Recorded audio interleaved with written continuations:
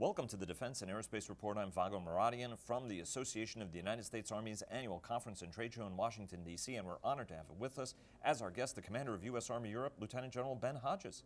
Sir, thanks for joining us. Thanks for giving me an opportunity. Good to see you again. Last year when we spoke, it was about a year ago, there was a lot of reassurance measures were in full swing at that point. There were a lot of concerns about Russia. There was a NATO summit that was coming up that everybody was preparing for. How do you assess the threat today from Russia, being the principal instigator of some of this, and how do you rate your deterrent posture today? So the NATO summit at Warsaw, the alliance transitioned from assurance to deterrence. That was manifested in a couple of ways. Number one, most visibly, was the agreement to create these EFP, Enhanced Forward Presence Battalions, with the UK agreeing to put a battle group or a battalion in Estonia, Canada and Latvia, Germany and Lithuania, and the United States and Poland. So real deterrent forces. They have to have a war-fighting capability. It's not just a collection of flags, but a no-kidding war-fighting organization. Most of them will be multinational, but by spring next year, these units are all going to be in place. For the U.S., that's going to be a Stryker squadron out of our 2nd Cavalry Regiment that's based in Vilseck. So by the end of April, they'll be fully operationally capable FOC, ready to fight there. They'll be up in northeastern Poland near the city of Orzic and close to the Suwalki Gap. They'll be integrated into Polish defenses as well as to a NATO command structure.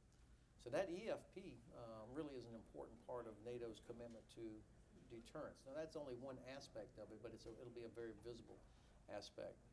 The second thing that came out of Warsaw, which I think is very important, was a renewed commitment, building on the momentum coming out of Wales Summit, that all 28 nations recognize that this is about deterrence and collective defense 360, not just against a possible Russian attack of some sort, which is unlikely, by the way. We want to keep it unlikely, and you keep it unlikely with that sort of resolve and unity of the alliance. But also recognition that many of the countries in NATO are concerned about Islamic extremism. It affects almost every country in Europe, frankly. The threats that come along with mass migration, the challenges to sovereignty, and so on that represents. So that's been from an alliance standpoint. Added to that, the United States has decided to have a full-time, heel-to-toe rotational armor brigade combat team beginning in mid-January. They'll come over for 9 months with all of their equipment, and then they'll be replaced 9 months later by another armor brigade combat team. We call this heel-to-toe, full-time, persistent rotational presence. 3rd Brigade of 4th Division from Fort Carson, Colorado, will get here in middle of January, and they'll start. And then it'll be a brigade out of the 1st Infantry Division, Fort Riley, will follow them. Similarly, in October, we will begin rotation of a heel-to-toe rotation of an aviation brigade. So 10th Combat Aviation Brigade from Fort Drum will arrive in March. So now I'm starting to get some real capability on top of the great men and women that we already have assigned, but now an armor brigade combat team, a full aviation brigade. You can kind of feel the Army is really leaning into this. But how do you respond to those who say that you still don't have enough troops? We talked about that last year. You did express some concern about that. There's a good Army friend of mine who said, a battalion is just a recipe for a task force Smith in some respects. How do you respond to that? And do you have the personnel that you need, and particularly the equipment you need, to bolster that deterrent posture? Mm-hmm. No. So number one, there's not enough fires, sustainment, short-range air defense, particularly long-range, precision long-range fires. Not enough engineers. There's 8 major rivers between Baumholder, Germany, and the Suwalki Gap. So. And you know exactly where each of those rivers are? Absolutely, and what would be required to get across them if we had to in a contested sort of battle space. So there, we're having to bring in capability, and this is all in response to Russian aggression in Ukraine is what really got the world to pay attention. Although you have to go back to Georgia where in 2008, when they invaded Georgia, and there are still 10,000 soldiers, Russian soldiers in Abkhazia and South Ossetia, even though they said they would pull out 8 years ago. So that activity is what has threatened so many of our allies, and has, if you're going to deal with Russia, they only respect strength. We want to have them as a partner, as a part of the international community. They have bigger concerns with Islamic extremism than we do. They need to be part of the community. But to negotiate with Russia, you have to be strong and very clear. And I think all the nations of the alliance recognize that. And the United States is showing that we understand that also by bringing back in armored capability, aviation, those kind of things. So if somebody said a battalion by itself is a recipe for another Task Force Smith, that's true if it was a battalion by itself. But we're not going to have a battalion by itself. It's going to be enabled, it's integrated into our allies. And that's the key thing to remember, is that allies are doing a lot. And it's not just about 2%, although that is a very good, fair metric. Most everybody's moving towards that, as they said they would. They're developing real capabilities. We're working hard on interoperability and freedom of movement so that we can move more quickly in Europe. Every one of these is an area where we've got to get better, no doubt. Where do you get some of those other capabilities, though? You mentioned short-range air defense, about fires, logistic. How do you address and bridge some of those gaps? All right, so the short-range air defense, what I'm principally interested in is a counter-UAV capability. What we have learned from watching the Russians in Ukraine is not only how many UAVs they have, but how well they've connected those to artillery and rockets and targets. I mean, very, very serious capability that they have. So I haven't had to worry about what was in the air for a long time. Now we do. So today here at AUSA, I've seen a couple of different examples of where industry is making huge progress there. So I know that there are solutions, kinetic and non-kinetic, that are coming. In the interim, I would look for the National Guard with its Avengers to come over. I'd like to have them leave some equipment in Europe and then rotate guardsmen through it for their annual training. But also allies. Our allies, most of them still have, particularly the former Warsaw Pact countries, still have guns that would be very useful against a UAV. So I'm looking at that also. How are you working with your Air Force and Navy counterparts? Obviously, last time you mentioned, if you're going to increase the size of the Army, you'd better also be increasing the size of the Air Force and the size of the Navy, because we can't get this done. This is all part of a joint, in fact, a combined force, a coalition force, ultimately. But how are you working specifically with the Air Force and the Navy to increase the deterrent posture of the assets that you have in that area? So one of the biggest challenges we would all have to successful deterrence is being able to recognize what Russia might be doing. So speed of recognition.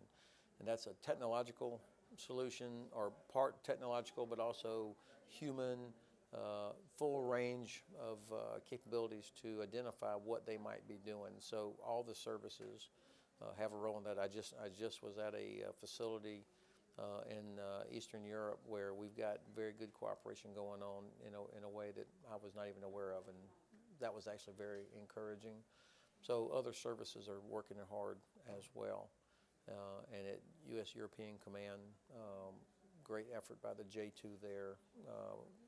Colonel Promotable Laura Potter, who used to be my G2, is helping to pull that together with the alliance, because our allies also will know more. I mean, there are Estonians that know more about Russia than we'll ever know because of history and geography and so on. So that's one area where we're working with other services. U.S.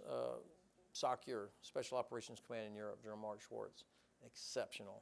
The guy is very good, and there's a whole very proactive attitude there where they are helping at all different levels, doing traditional soft missions, and I think he's a critical part of helping us understand what's going on. And then finally, well, not finally, but a third one is the ability of the Russians, the potential ability of the Russians to deny access up into the Baltic Sea, the Black Sea, even the a corner of the Mediterranean with all that they have put on the ground there is going to require a joint multinational solution. So we're working close with our sister services as well as allies on how we would neutralize that.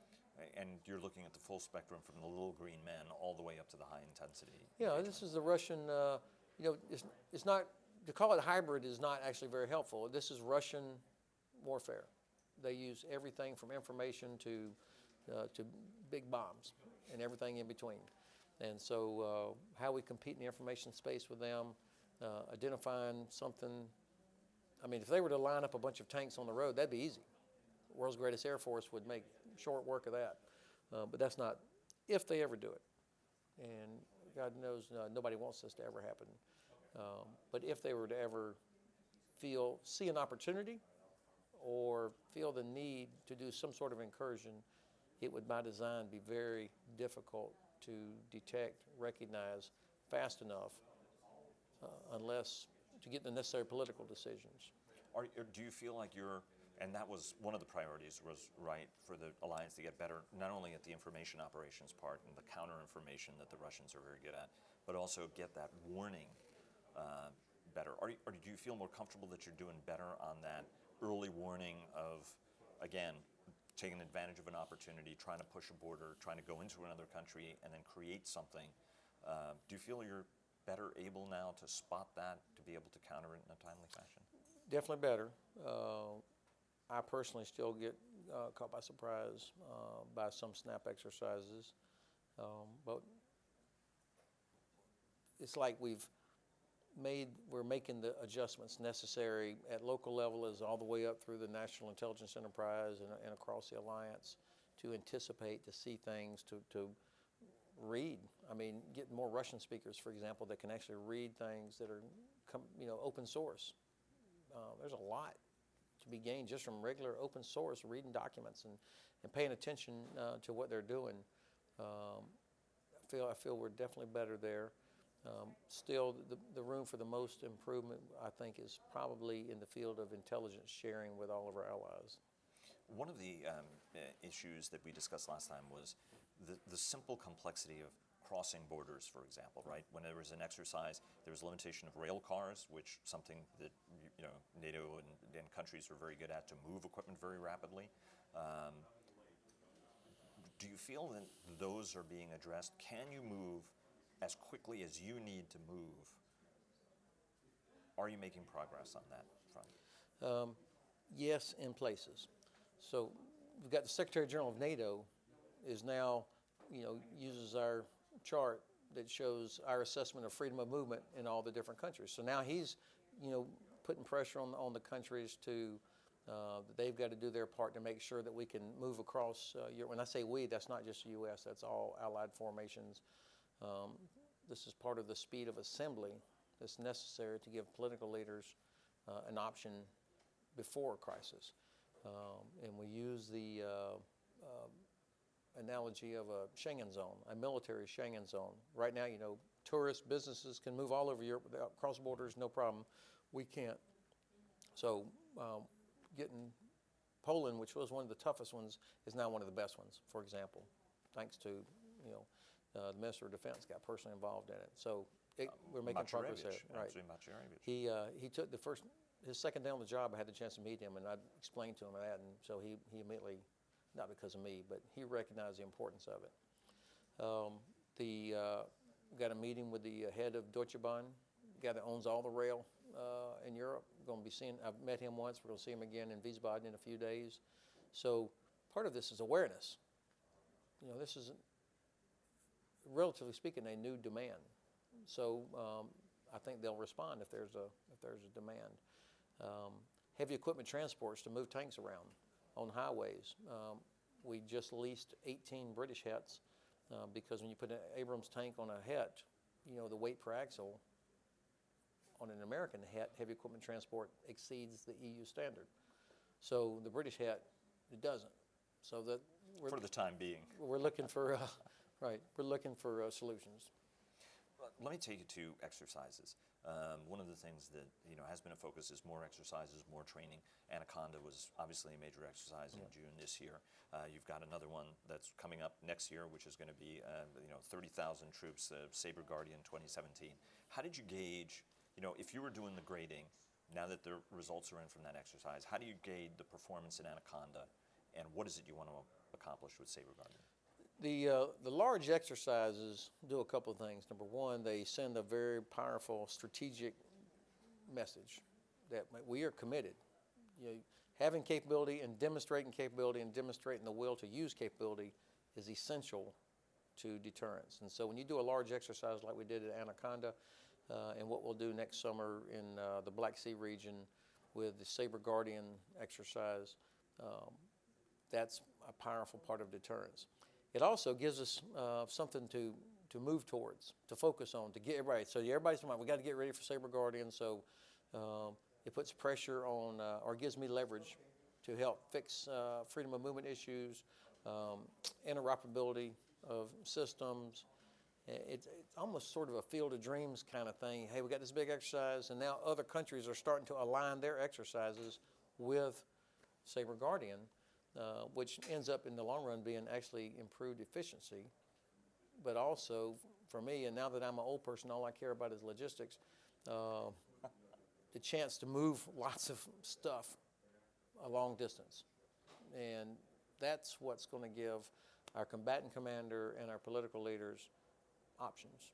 Once we've demonstrated we can do that. The Russians hold snap exercises, right? You mentioned that you've been caught by surprise by some of them. These are large numbers of troops, lots of equipment, lots of people, obviously, and in a very combined manner that, they're not just going there, the airplanes are coming and a bunch of other things. Does the Army and NATO need to conduct those sorts of incredibly demanding snap exercises, the likes of which you used to conduct during the Cold War, to get a unit very, very quickly over to someplace else in a way that puts strategic surprise on your behalf aimed at the other guy? Well, that speed of assembly is part of this deterrent effect, so you have to practice that. And we do practice it internally at U.S. Army Europe. I've alerted Patriot batteries and had them move 1,200 kilometers from Baumholder, Germany, all the way up to Warsaw. And so each month we do our own internal sort of snap exercise. And in fact, we've got what we call a muster alert going on right today back in U.S. Army Europe, where,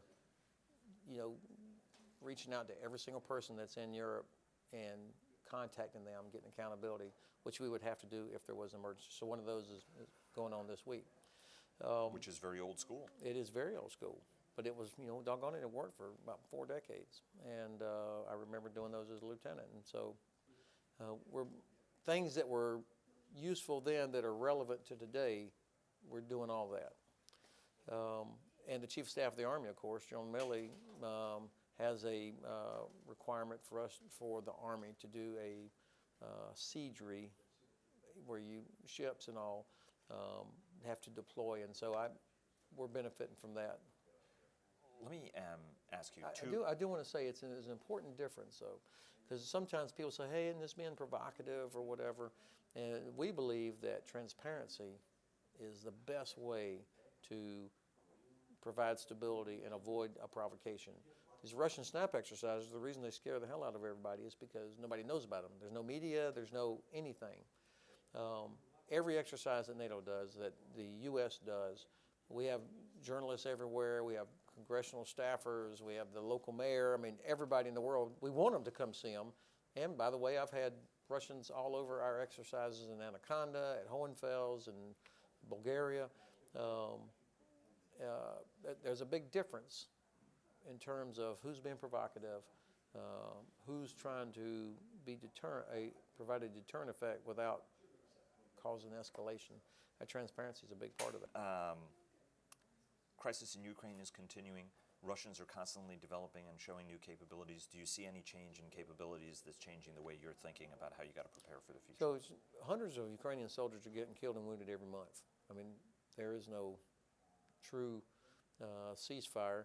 And it's unfortunate because the OSCE, Organization for Security and Cooperation in Europe, brave men and women that in the Special Monitoring Mission that are out there, are not able, they're kept away by the Russians or the Russian-led separatists from most of the places where they need to be. And without that monitoring, it's difficult to have confidence in the implementation of the Minsk Agreement, which is what everybody wants. So that's an important part of this, the fact that hundreds of Ukrainians are getting killed and wounded every month.